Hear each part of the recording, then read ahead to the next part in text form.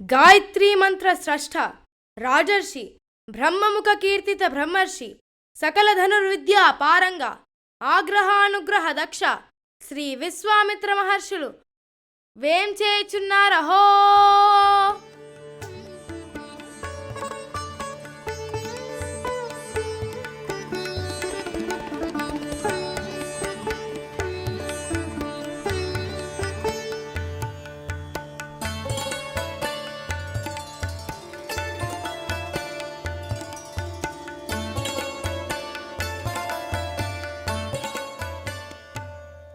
వినమ్రాంజలి ఆసీనులు కండు ఆశ్రమవాటిక క్షేమమే కదా? ఏమి క్షేమం? మారీచ, సుబాహు ఇత్యాది రాక్షసులు యజ్ఞకృత వేళ మాంస రక్త అభిషేచములతో విఘ్నములు కలిగిస్తున్నారు. అయ్యయ్యో, ఎంతటి విపరీత చర్యలు! రక్షకుడిగా రమ్మని ఆజ్ఞ ఇస్తే నేను సిద్ధం. అనుజ్ఞ ఇవ్వండి మునీంద్ర. నీవు కాదు, నా మనోభీష్టం వేరు. ఈ లోక కళ్యాణానికి నేను కోరిన దానిని కాదనరాదు. మాట ఇస్తే సూర్యవంశరాజులు వారి చరిత్రలో మాట తప్పడం ఎప్పుడైనా చూశామా విశ్వామిత్ర మహర్షి? అయినా నా కోరికకి ముందుగా ప్రమాణం అవసరమే.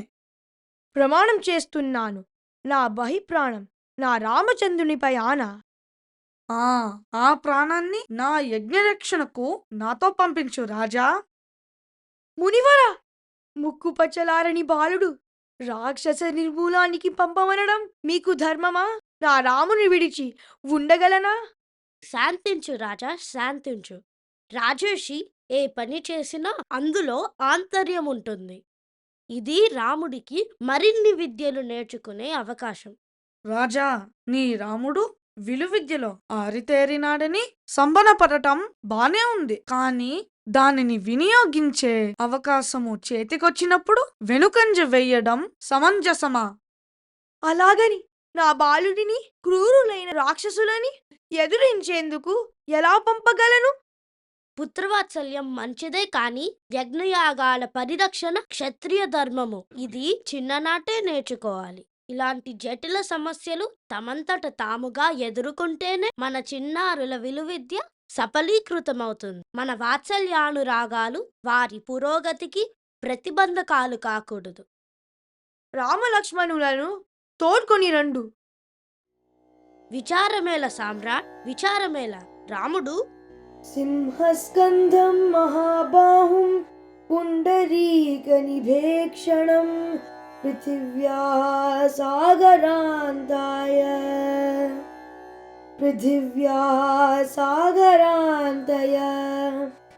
భర్తారం ధర్మచారిణం.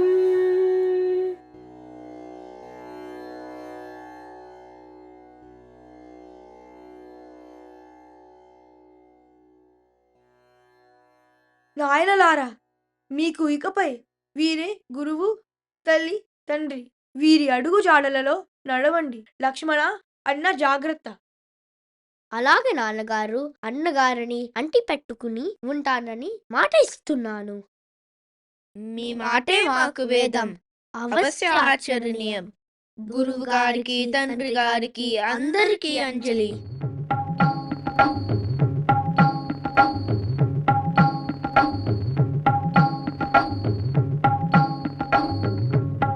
బెడలను కోదండ పాణి అడవుల బడి ముని వెంబడి బెడలను కోదండ పాణి.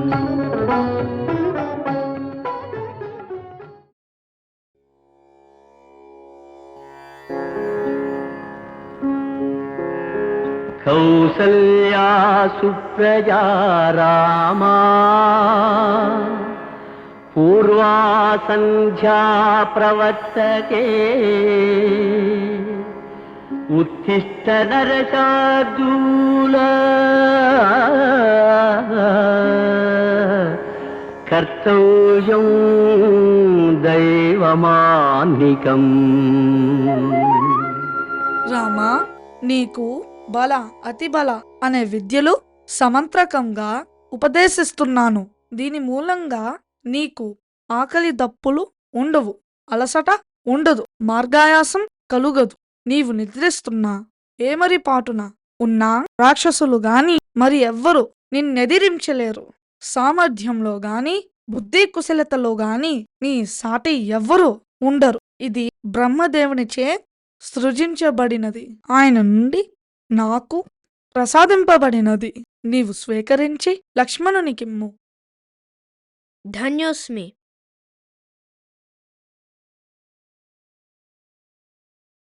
స్వామి, మనం ప్రతినిత్యం సంధ్యావందనం ఎందుకు చేయాలి? రామా, మంచి ప్రశ్న వేశావు. మన బుద్ధి మాయావరితమైతే ఇంద్రియాలు గాడి తప్పుతాయి, కర్మ వక్రిస్తుంది, ధర్మము పతనమవుతుంది. గాయత్రి నిత్యానుష్ఠానము వల్ల ధీశక్తి తేజరిల్లి ధర్మము పరిరక్షింపబడుతుంది. అదే లోక కళ్యాణానికి దోహదమవుతుంది. ధన్యోస్మి ఋషివర్య. నాయనలారా, నడవండి. అలసట లేకుండా ఈ అటవీ ప్రాంత వృత్తాంతము, ఆ రాక్షసుల దమనకాండ చెబుతా వినండి. మలద, కర్కస, తాటకి వృత్తాంతములు విన్నారు కదా. ఇక కర్తవ్యాచరణలో తాటక వధను శ్రీరామ నీవే చెయ్యాలి. గురువరా, ఒక స్త్రీని చంపుట ధర్మమేనా? అన్నయ్య, అధర్మములు తాపసులు చెప్పరు కదా, నీదంతా ధర్మ దృష్టి. నహితే స్త్రీవధకృతే గుణః కార్యం నరోత్తమ చాతుర్వర్ణ్య హితార్థాయ కర్తవ్యం రాజసూనునా.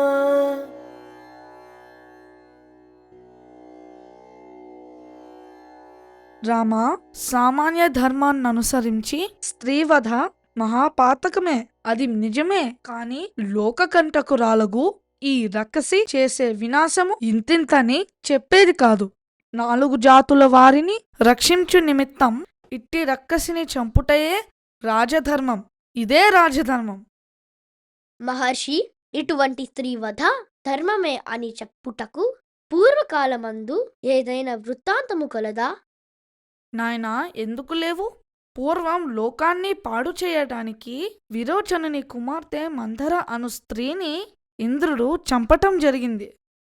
అలాగే భృగుపత్ని అగు శుక్రుని తల్లి లోకంలో ఇంద్రుడినే లేకుండా చేయబూనగా ఆమెను విష్ణువు సంహరించాడు. అధర్మ పారాయణులగు స్త్రీలు మహాత్ములచే వధింపబడ్డారు.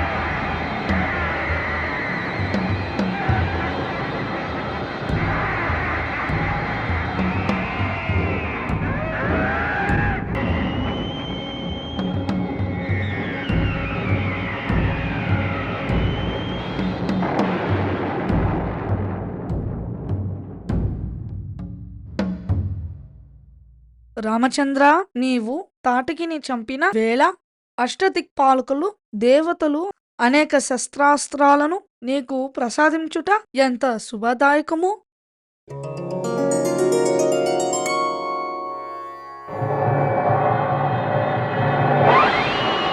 సకల జగజ్జాల సంక్షోభకారియౌ అతిశక్తిమయ పావకాస్త్రమేను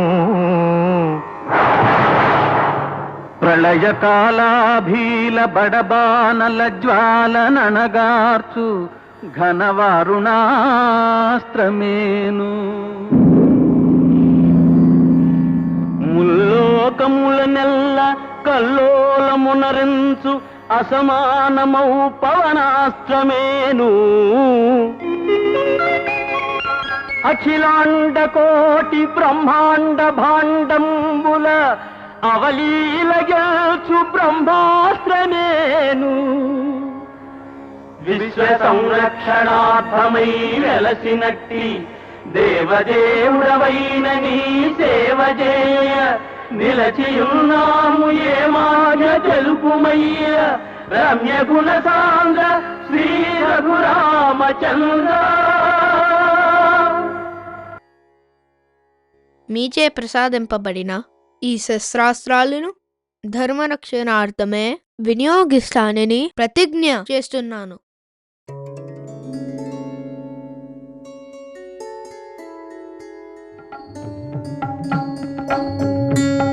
బెడలను కోదండ పాణి అడవుల బడి ముని వెంబడి బెడలను కోదండ పాణి. నేడు పంచమి. నేటి నుంచి నేను అహోరాత్రములు యజ్ఞము చేస్తాను. మీరు అతి జాగ్రత్తగా యజ్ఞమును కాపాడవలను సుమా. ఇది నా ఆజ్ఞ.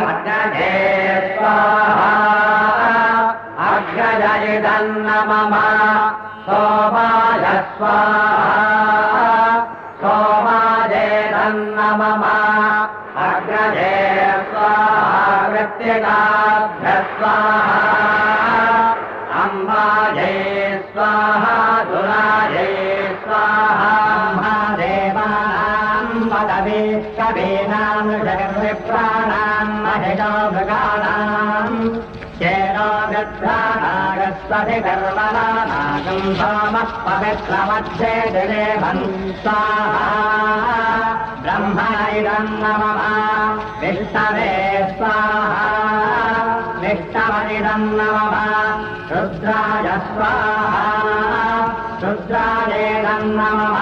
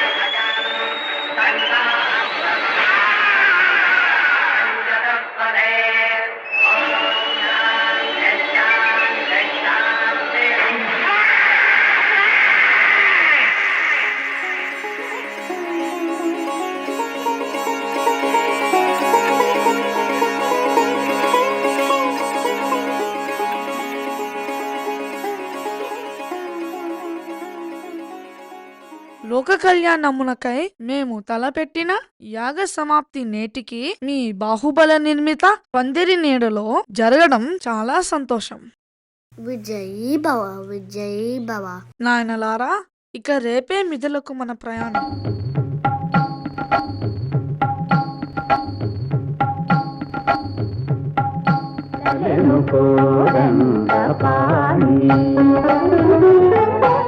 మీకు సగరుని వృత్తాంతము, భగీరథుని వరాలు ఇంతవరకు చెప్పాను. గంగా అవతరణం కళ్ళకు కట్టినట్లు చెప్పారు. క్షీరసాగర మదనము, హలాహలసవ భక్షణం, ఆ అతివృత్తాంతములు కూడా. మందర పర్వతం కృంగిపోకుండా కూర్మం వీపన మోసిన సహాయం కూడా చెప్పారులే అన్నయ్య. బాగా గ్రహించారు. అదిగో ఆ అహల్యా నివాసిత పూర్వ ఆశ్రమం.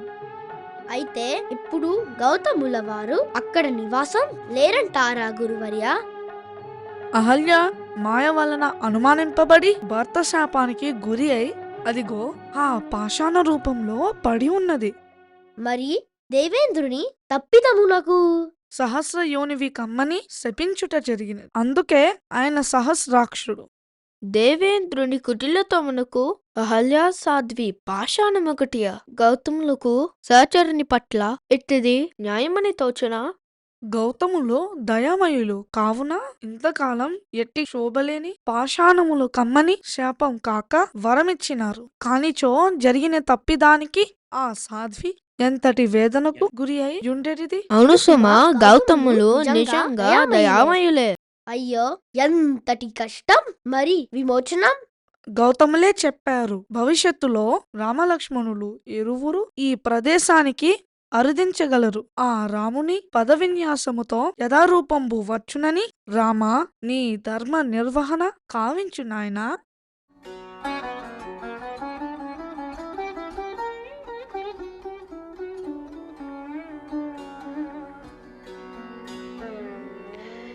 ఈ పరాగము భారతీస గిరీశ ముఖ్య మహాత్మకుల్ నీపై తమ మానసం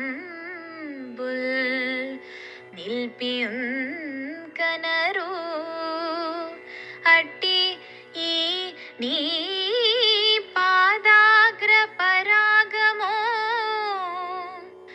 అదిరా నీ స్పృశించి ధరించి నీ ప్రాపుగంటి జగన్నివాస కృపా విలాస రమాపతి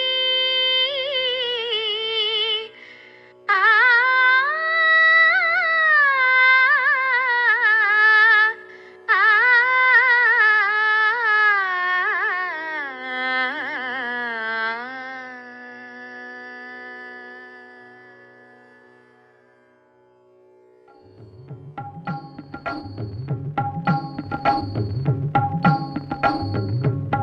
బెడలెను కోదండ పాణి అడవుల బడి ముని వెంబడి బెడలెను